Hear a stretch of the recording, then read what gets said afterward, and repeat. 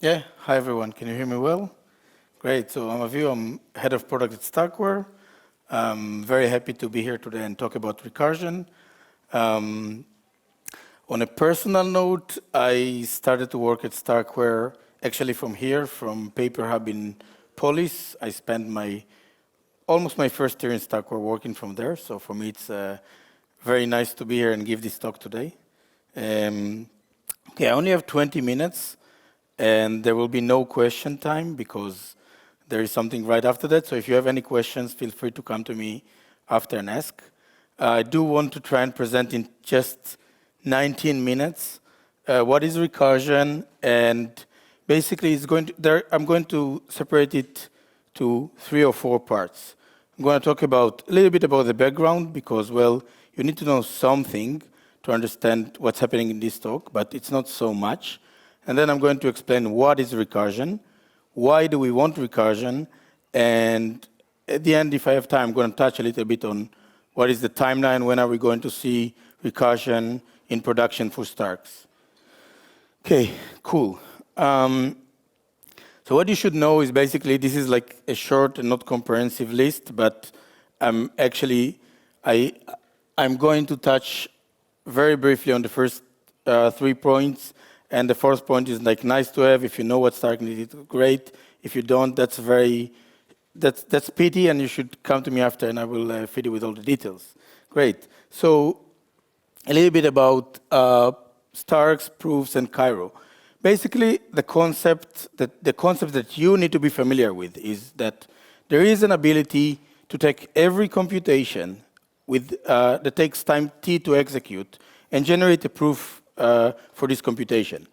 And the entity that generates the proofs, we normally call it the prover. There is also a separate entity, which is called the verifier. And the verifier only takes log t time to verify the correctness of the computation if he gets a proof. What Cairo, the programming language I mentioned earlier, what Cairo enables is basically to take any logic, any computation, and have it written in a way that it can be efficiently proven. Okay? Great. So this is like very simple heuristic of how Cairo works. You want your program to be proven. You write your program in Cairo. Then you have a prover on the left side. She is running the Cairo program on some input, let's say input X. You can think of the input basically as a list of transactions most of the time, and the program being something that takes those transactions and does something with them on the state, and eventually it outputs Y. And the verifier basically wants to know that running this Cairo program on some input really generates the output Y. And that's basically how you should conceptually think on what's happening here, okay? Great. Okay, this is something I must explain, and most of the people are probably not familiar with. So we have a prover, a special prover machine that we call Sharp. Sharp is like a shared prover, right? And what Sharp knows to do very well is to take Cairo programs that are not necessarily similar. In this example, I took StarkX Immutable, StarkX Rare, and StarkNet. From the prover perspective, those are all completely different programs. They can be with completely different Cairo code. He can still take all of those with different transactions for each. So when you see here job, and I'm not going to get too much into that, but when you see here job, every job is basically a program and a set of transactions. You can take different programs with different set of transactions and prove, in a single prove all of them together and verify it on Ethereum in one proof, well, it's not one, but one proof, several transactions, okay? So conceptually and also in practice, Sharp takes different programs, unite them to a single proof. Okay, and that's what you need to know about Sharp. Great. Okay, so now I can start talking about recursion. Are you familiar with this? I guess some people are familiar. So basically, I admit I haven't seen this particular chapter for a while, but the basic idea that you see in the picture, this is from a TV show named Rick and Morty, and the guy at the top is Rick, and he's driving a spaceship, and he has in this particular episode, his engine is broken, so he has to go inside his engine, and it turns out that he created basically a full universe just to generate energy for his engine. So when he goes inside, he finds out that this universe that he created, that, well, they were too lazy to run everything to create the energy for his engine. So they created another universe that create the energy to run whatever they need for him to run his engine. And you can imagine that this universe they're also being lazy, so they created another universe. Yeah, you understand where I'm going. Okay, so actually, this kind of reminded me what you're going to see with Stark Recursion. So if you don't want to take anything else, you can always go back to Rick and Morty. That's what I do sometimes. It will be good for you to refresh your memory. Okay, so I want to explain in a couple of sentences what is recursion, right? Because you know recursion probably from programming or maybe from other areas of life, but I want to explain what is recursion when it comes to Starks and proofs, right? So what you all, if you know proofs from before, this is what you're normally used to. There is a program, doesn't matter what it is, it can be StarkNet or anything else, and up until now, what you're used to is that we generate a proof for the original program, and then we verify the proof in a verifier program. And that's how things works in the normal life, and that's how things works today. Sharp takes computation, generate a proof, send it to the verifier on-chain. But the verifier program is a program by itself. It's a program by its own right. So the same way that you can prove any other program, you can also prove a verifier program. And basically, when you prove a verifier program, you don't prove directly the original program, you prove the verification of the proof of the original program, right? Take a second, take 2 or 3 seconds, okay, have it. Great, and then you can verify the verification. Instead of verifying the original proof of the program, you can verify that you verify the program. And of course, you can also prove that you verify the verification, and so on.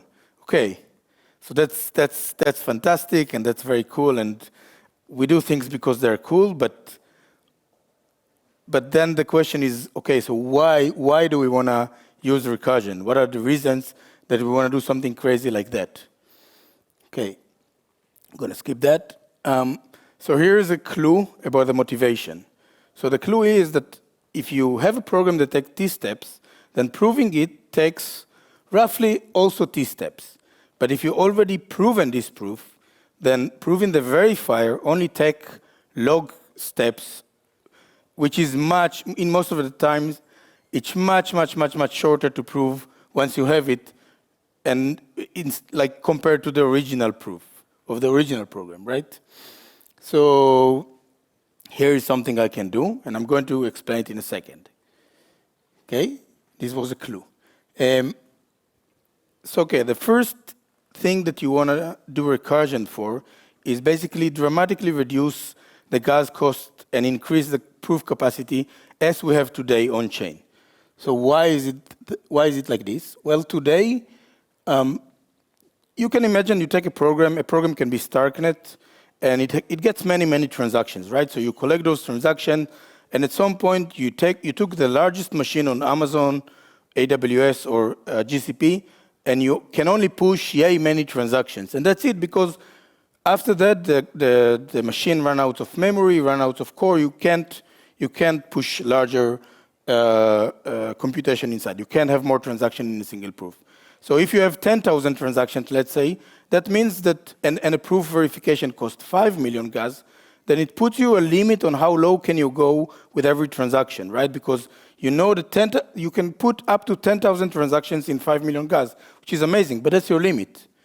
And we want to do better. We want to do sometimes 20,000 transactions, or we want to do 100,000 transactions. So then this is a place where recursion can actually help, because if before all you could fit is program A with T steps, then now you can use this scheme, prove every program separately, but then prove the verification of those programs. And 2 times log T is most of the time way smaller than T. So now you can push 2, like you could double your capacity, meaning pay half the gas cost in the best case, right? And still use a single proof on chain. And it goes further, right? It doesn't have to be 2 programs. You can also do it for 4 different programs, and you can increase your capacity by 4 times. And basically, it goes on and on and on, right? Because this can be nested. This can be a tree of arbitrary size almost. So this enables us practically to take the gas cost to be like infinitely small and the proof capacity to be extremely high.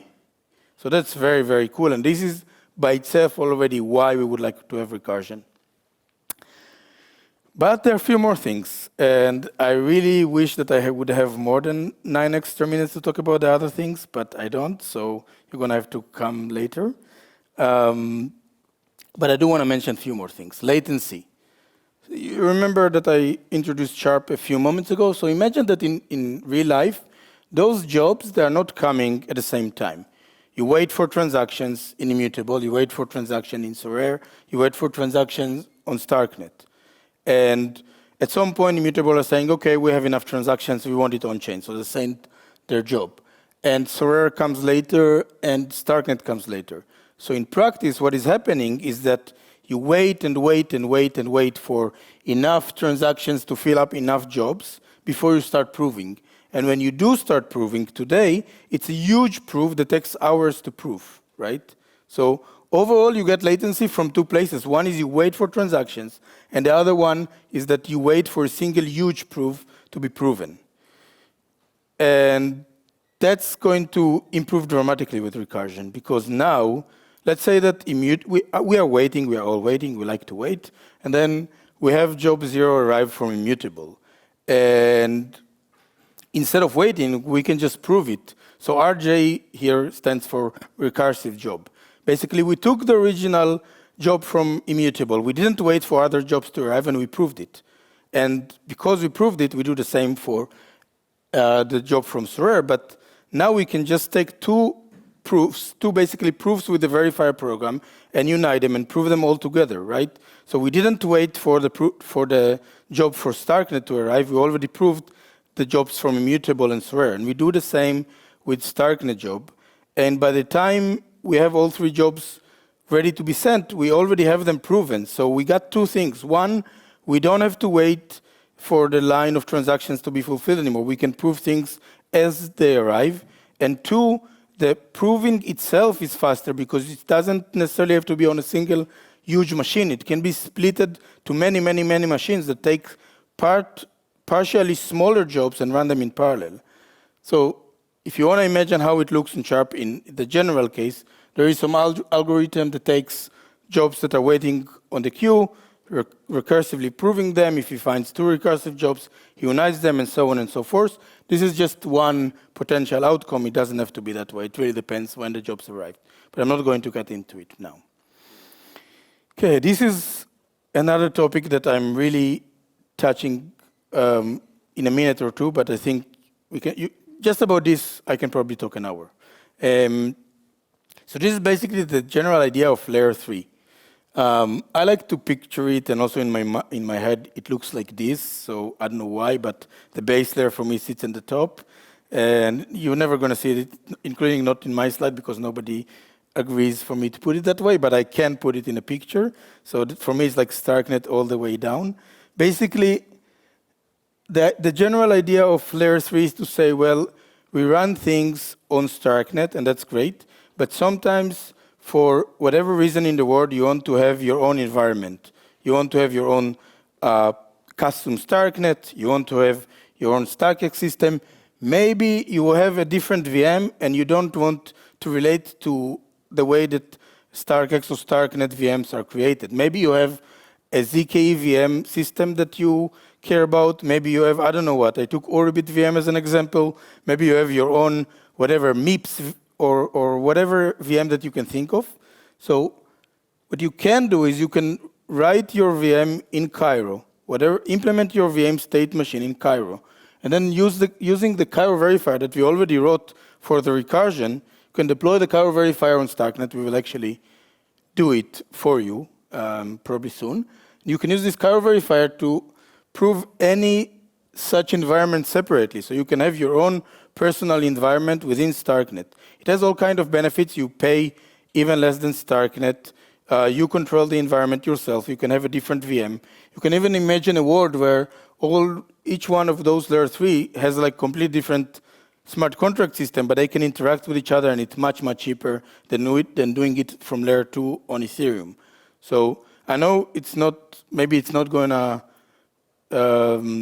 be as clear as I see it right now, but take a moment, think about it. This is like you can put in different environments with different VMs and different state machines on top of StarkNet, and you can prove them, and they can communicate with each other. You can have ZK VM smart contracts talking with some custom StarkNet smart contracts over StarkNet. It can be very cool. What else I wanted to mention? So I have 4 minutes. I'm going to touch this in a very, let's do it. So this is actually something pretty cool that I think most people don't understand yet. Normally, at least in Starks, there is some complexity in the verifier. This complexity comes because in Starks, the verifier has to know the program in some way. It has to know whatever he's proving. So the Stark verifier of Cairo has to know the Cairo VM constraints. And we want to do things more efficient, which means to present more constraints. For example, people are saying, we want to approve Ketchuk very efficiently. Then we are introducing a Ketchuk, building a Ketchuk constraints that goes to the verifier. And that makes, over time, the verifier complex and expensive. And we don't want that. Nobody wants that. With Recursion, you can actually say, well, you want to add complex built-ins, complex restrictions to prove things faster, but you don't want to over-complex your Solidity verifier. That's fine. Prove everything that you want that is complex on a higher level of Recursion, and then just use this verifier to prove it, but the Solidity verifier will never need to be aware of those because the intermediate step will not use them. And I don't know, like it helps so much in that you can now do very over-complex things on our side. You can prove things much more efficiently, but the Solidity verifier is not going to get hard, and sometimes you can keep it very, very simple. That's basically what I want to say about it. You can do proof compression, which is very, very cool. It's basically the idea to, if you have already several proofs that you generated over time, for example, proofs for the validity of StarkNet or the validity of Bitcoin or any chain, and now you had like a proof every hour, let's say, then if until now you just end up with having like 100 proofs or whatever it is per day that you had to download and rerun, now you can unite them to a single proof all the time, which is, I think, very useful. Okay, 1 minute to talk about when. So the reason I'm actually giving this talk, it's not like, well, if you think about recursion, it's some concept that people have been talking about and sometime implemented for specific use cases already in the past. The reason I'm talking about it is that recursion is now very, very close to production in StarkNet and StarkX systems. It basically means the verifier is out there. Sharp knows already how to run with recursion. It's actually running on Sharp environment that basically mimics production. And I expect that in a month or two, we're going to see recursion running on general computation that includes StarkNet and StarkX and maybe other programs, who knows, running in production, which is very, very cool. And it's gonna present huge changes for the good. So you should be aware. And yeah, that's it. That's what I want to say. Thank you very much.